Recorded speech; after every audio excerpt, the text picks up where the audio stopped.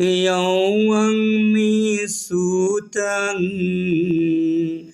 एकं समयं भगवान् सावितीयं विहरति जेतवने अनाथपिण्डिकसारामे अतको अन्तरा देवता अभिकन्ताय रतिया अभिकन्तवन्ना केवलकप्वं जेतवनं ओभासितवा येन भगवा